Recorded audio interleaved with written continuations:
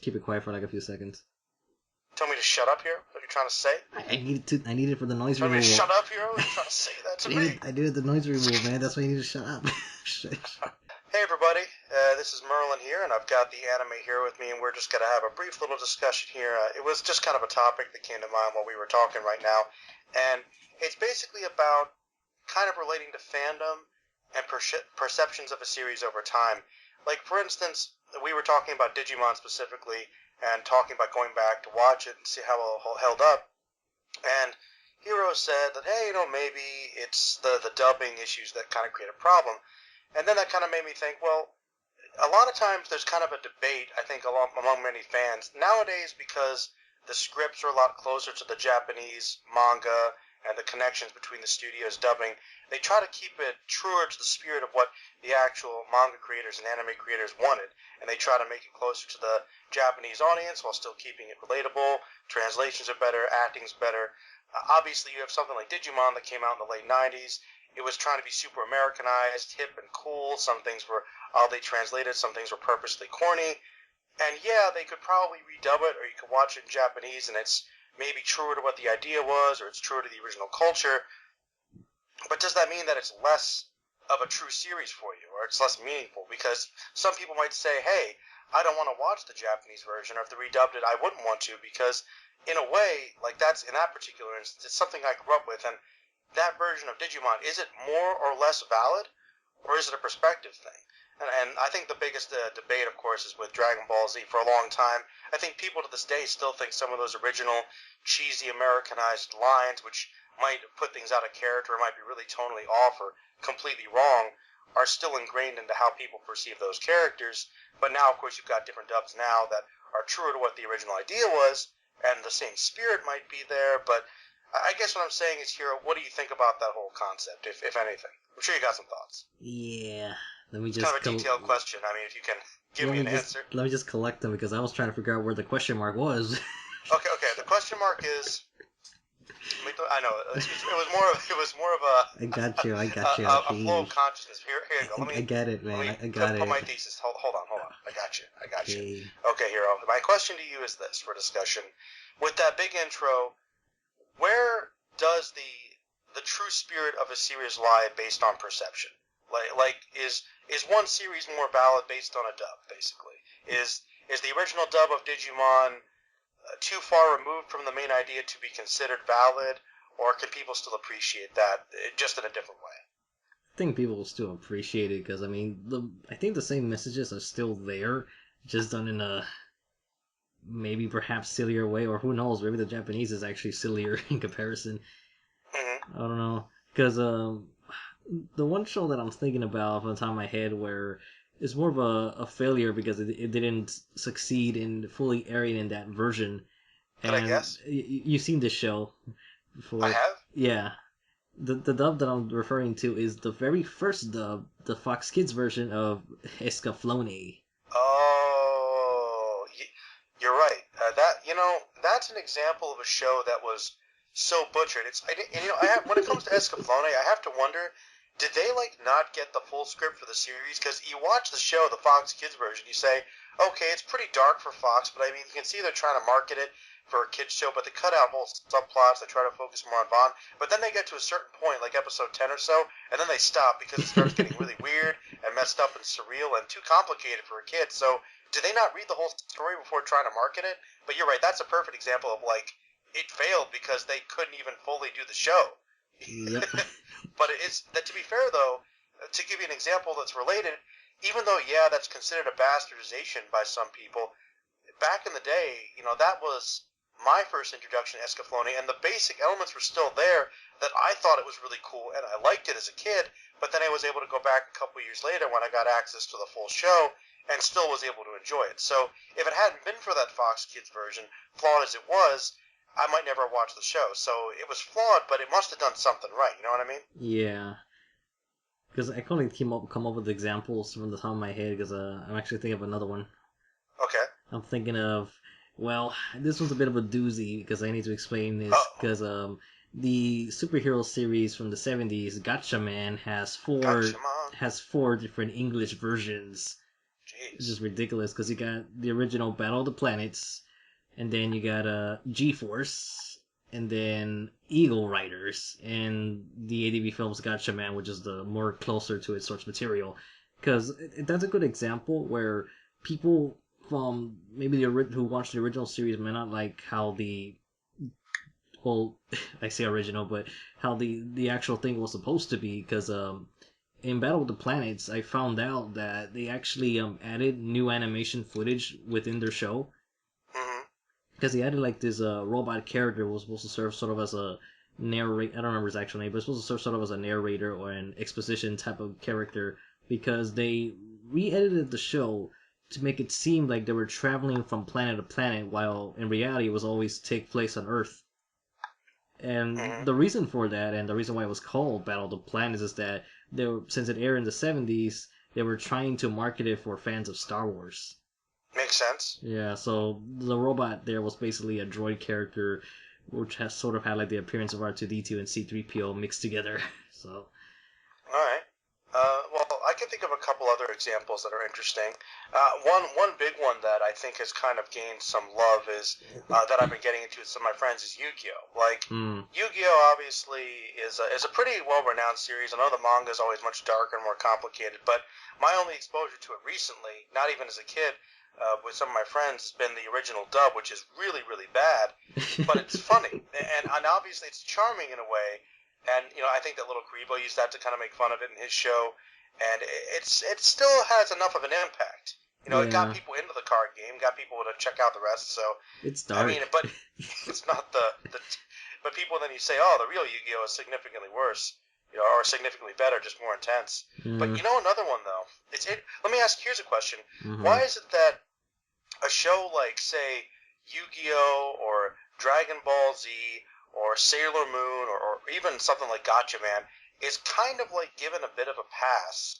But then you've got a show like One Piece, the 4Kids version.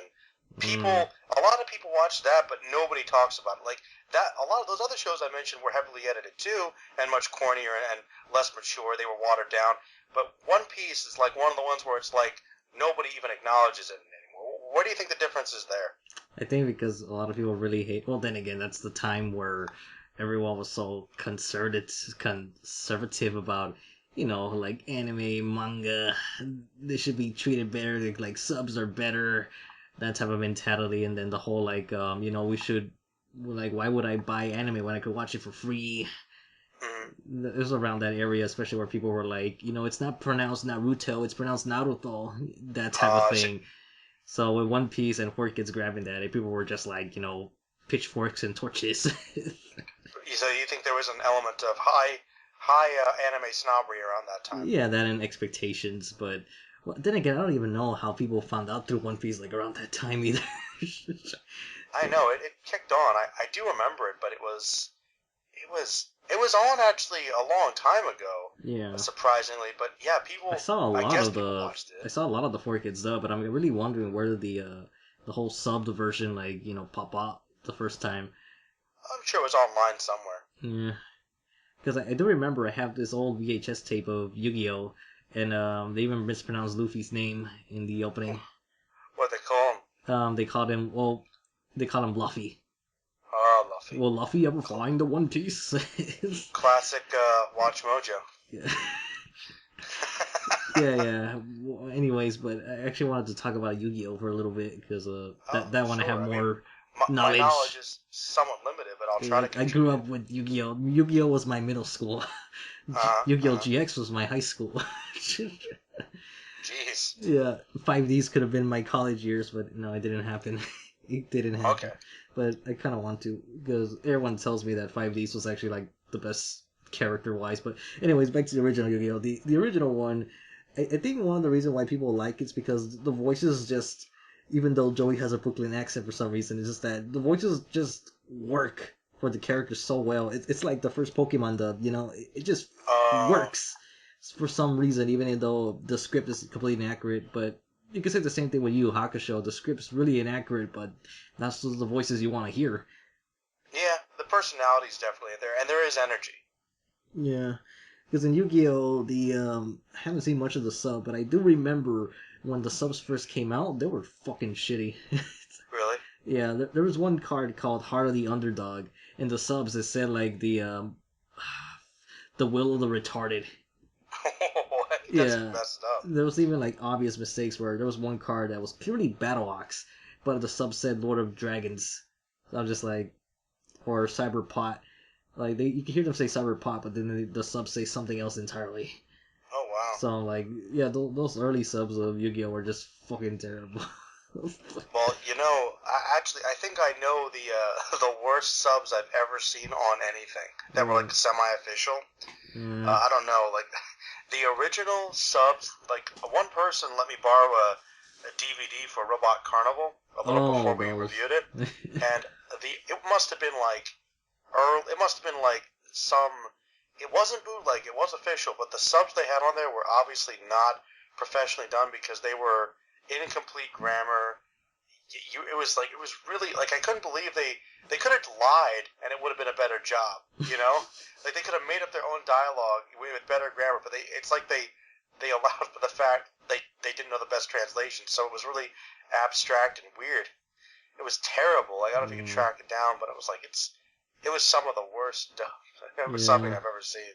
Well, anyways, with Yu-Gi-Oh, being a product of 4Kids Entertainment, well, so is Pokemon, but I think for some reason Yu-Gi-Oh gets like I think a bit of a pass. I think a lot of it has to do with Lil Karibo because Yu-Gi-Oh was like sort of around where people didn't really care if things were like accurate to the source material. But when One Piece came around, that's when people started caring, and Naruto obviously too. But because in Yu-Gi-Oh, like one of the biggest things that looking back, we should have noticed that like that was such an obvious play on words of censorship. Where because there's one, I don't know if you went this far in Yu-Gi-Oh, because there's this one duel where Yugi's fighting against Arcana, and their legs are chained up, and there's like a saw that's basically supposed to rip their legs off, or like whoever loses. But the thing is, in the dub, they would say like whoever gets touched by this will be sent to the Shadow Realm. And to be honest, if you look at the scenario, it should have been super obvious that that's not really the case. So yeah, so there's stuff like that. Like in that same arc, there's a scene where they're fighting on top of a building, and the bombs. Basically, the bombs would go off on the top building. They would fall to their deaths, but they're saying that when the bombs explode, they'll be sent to the Shadow Realm. So, jeez. Yeah, the whole Shadow Realm thing is just like made up thing by the 4Kids. So, obviously they die. Yeah, that's what they really meant. But so it was pretty obvious the more you think about it. But I do remember Yu-Gi-Oh, like watching it constantly. So my memories are more fondly of the obviously the first series more than anything, because there's obviously there's always some edits that always confuse me, and because it always felt like you were missing a little piece of the scene, but looking back at it makes sense, like the but then again, but here's the thing though, like some of the dub might sound corny, but the scenes they took out were probably even more ridiculous, because there's one moment that I don't think they put it in the anime or in the English version, or maybe I'm remembering it wrong, but there's one scene where Kaiba throws like one of his cards at somebody. Seriously? To make him drop a gun. It's awesome. Yeah, so like it is kind of ridiculous thing in some areas, but Yu-Gi-Oh was always fucking dark though. Well, I mean, even in the corny like dub, you could kind of get that impression at least. Maybe that's the thing that's not lost in translation. Yeah, it's like actually, you know what the best part is about Yu-Gi-Oh dub though? Tell me. Dan Green. Because I mean that voice, I mean like maybe it doesn't make any sense, or maybe it does. I don't know. The fact that when Yami shows up, that it's like this manly voice and coming from this thin-looking dude with spiky hair, but that voice just rules. That voice just works, and then in the Japanese, he sounds more feminine. So I don't know. I guess that's a plus for the dub. I guess it's just like it's time to duel, Kaiba. Whoa. Whoa, so manly. It's like. Yeah, I'm gonna bust out a Dark Magician in this shit. Yes, but I'm trying to think of another dub example where it kind of like changes the show altogether, because it's mostly the kiddie shows more than anything for some reason that gets like retooled a lot. But then I guess then again the market is for the kids. So Yeah, but why you does it could have to be? I definitely. guess it's with that classic, it's for kids, so it doesn't matter. We don't have to try No, as hard. no, no, no. I mean in a different way. The fact that it is for kids, that they actually do have to try harder. That's why they really gear it towards them. So, and I guess it's paid off because I mean, look where Pokemon's at now. Yeah, I guess in the end of the day, it didn't really matter that much. That's a good point. Yeah, because Pokemon like now like it still has like I think they still keep every like the soundtrack and sound effects the same, but the name changes. Is like actually like Pokemon's one of the few anime where the names are changed. That doesn't really happen anymore because they always like Americanize them. Like Detective Conan, when that first came over here, they changed the name to Case Closed, and then a lot of the characters were changed to American names. Like Shinichi became Jimmy, and stuff as such. And I know people could get really mad about that also, where, it's like, no, his Eh, name is not Jimmy, it's Shinichi. I consider that kind of minor though, as far Yeah. as changes go. Yeah, but then some people feel like it's kind of offensive, or, like you're whitewashing it type of thing, so, I don't know, it could go either way. Depends how it's done, but uh, the subject of dubs is such a... A controversial one. yeah. Even recently with the Gintama dub video that I did, I'm like, already people are arguing, I'm like, oh no. Like, at the end of the day, guys, like, it's just a voice, It's just like, a voice. you can watch the sub if you really care, which you have been for years anyway. Yeah. Well, and then again, there's always some series where you just can't like adjust to another. I mean, actually, I would love to hear people like complain more if they were like very bilingual, because Uh-huh. like for example, in my case, I've seen Dragon Ball in 3 different dubs: English, Mm-hmm. Spanish, and Japanese. Oh, the Spanish dub, man, like there was no Pretty good. confusion. There was no confusion what Frieza's gender was in that version.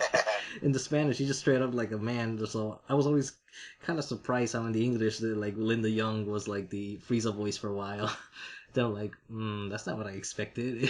But then again, I could kind of see why it would fit because Frieza has like a lot of feminine features. But because of that, a lot of people were confused about his gender. True. Like Saiyan monkey. You sad monkey. So, I don't, like, for instance, that's an example. I mean, like, Lenny Young's portrayal of Frieza, obviously, I mean, because he doesn't really have a defined gender, I guess you could say, hey, it's sort of passable, but even though it was corny and maybe not the best performance, the menace was there. Yeah. The evil sense was there. So, I don't know, pretty iconic Granny Frieza. Yeah. Pretty iconic. So, that's a perfect example. I think Ares does a much better job, but she kind of had her place, and she was frightening enough. Yeah, I heard. And then, actually, I just remember this one where sometimes the dub can change a character's gender. Because, this is a minor thing, I guess, but in Noein, in that anime, like, there's this one girl that keeps hanging out with this blonde guy named Atori, but it's Uh-huh. only in the dub where she's actually a girl. In the original source material, she was always a dude. So, Huh. because her features look feminine, so I guess that's why they made her, like, give her a voice actress instead. So, I don't know. And a So lot of times, they can't tell, so yeah, and they make then that kind of mistake, and oops, this. well, you never know. Maybe it's unintentional, just to provide someone with a job. But or then Yeah, again, no harm was really done. So it's more of a piece of trivia by this point, really. yeah, that's true. I mean, the classic Kurapika, I mean, I honestly thought that he was a she, She's because, Kurapika I should have didn't always know been a because he girl. wore like a dress, Uh, and honestly, the first couple, it was just with a feminine voice actor, so mm, I didn't know. yeah, this is before we had the new dub, boys and girls. Yeah, I know, the old dub was like, which I still like, actually, I really Yeah, do. it's Hisoka that we all like. Yeah, Hisoka was pretty great, and I Yeah, like his old theme music. The music was good. yeah, the flute. It's all about the flute. It's It's like all the flute. The no flute's one. kind of what makes that series for me, man. The damn flute. I know it's like I kind of think we're probably like we're at that age and we're almost gonna be like old guys talking about back then there was a 1999 Hunter x Hunter. What? Like, yeah, like exactly. It's like, you guys like that old thing. It's like, I know, Back in I our know. days there was only one Hunter x Hunter. Yeah, yeah. There was one back in my day. There was only one Hunter x Hunter, and nobody watched it. And back in my day there was no such thing as Dragon Ball Super. What? Dragon Ball Super is the most popular show. Back then, people hated it. Yeah, people do hate on Super, but I'm cool. Well, actually, funny thing, when the 2011 Hunter x Hunter first came out, you probably don't remember this, but when that show first came out, people actually did hate it.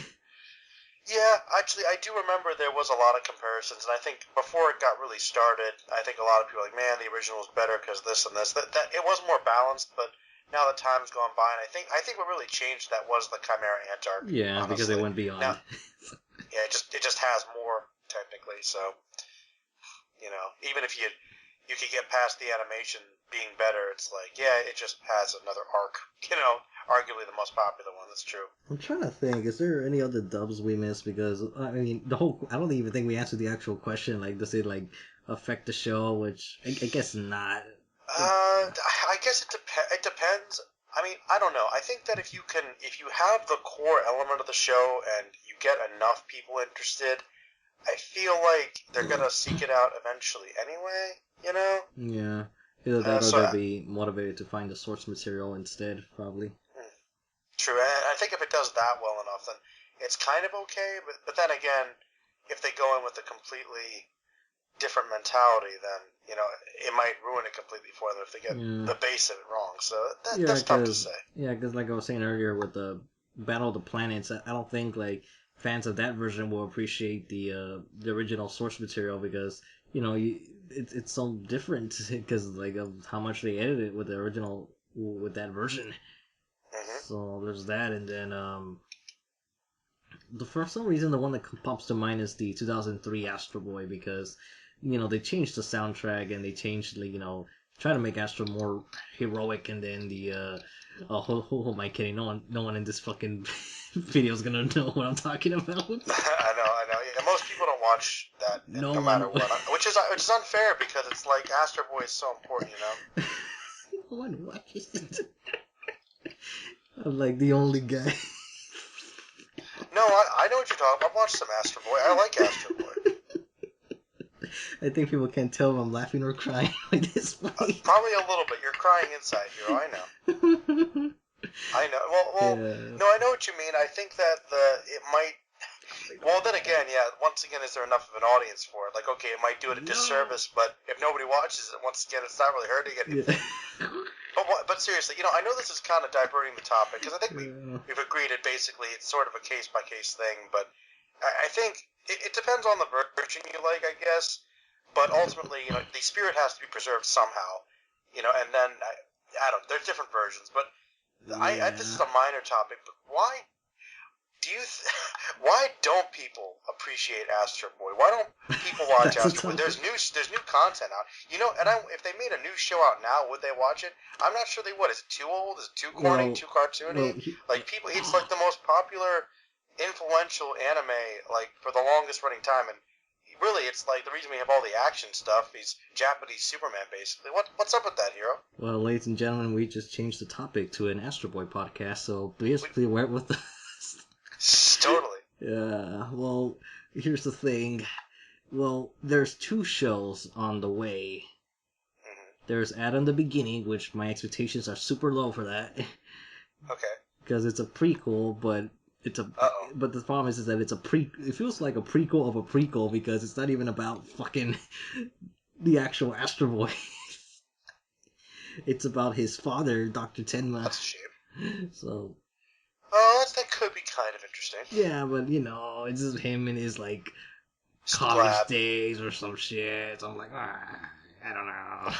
You don't want to see him actually, you want to see Astro Boy being Astro Boy. Yeah, because they have this robot that's like I guess a prototype model for what would become, the Astro Boy, but it just feels so irrelevant because the whole story is about, Dr. Tenma when he's a full-grown man with a family and a son, and the son ends up dying, gets run over, and then he makes a robot to replace his son.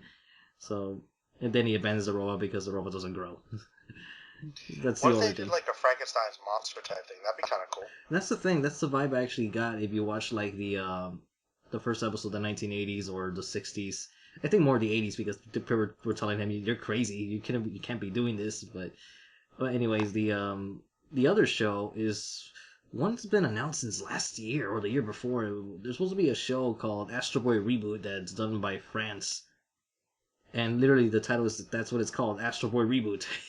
So it better be a reboot, otherwise it won't make fucking sense. But a trailer was released like a long time ago, and it was like very 2D-ish animation, sort of like, I don't know how to put this, sort of paper-ish type of looking thing. But there's been no news about that since for a while, because I think it's supposed to come out in 2018 alongside the Cobra anime that's also by France. So What about new Kaneko Man material? Huh? well, I don't know. I haven't heard anything.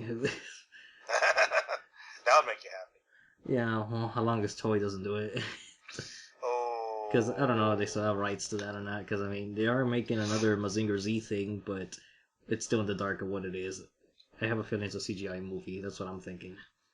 Probably. Yeah, but yeah, I guess I'll make this Astro Boy because I don't even know how long we've been talking. I don't know either. How long have you been recording? I don't know. It doesn't give me a timer. Fucking hell. It's not helpful. Yeah. Yeah, so let's try to wrap this up because I know. I guess on the topic of dubs, it could be like. I guess it depends because some shows like definitely got butchered or never succeeded. Like then again, even the disasters have some sort of impact on the world.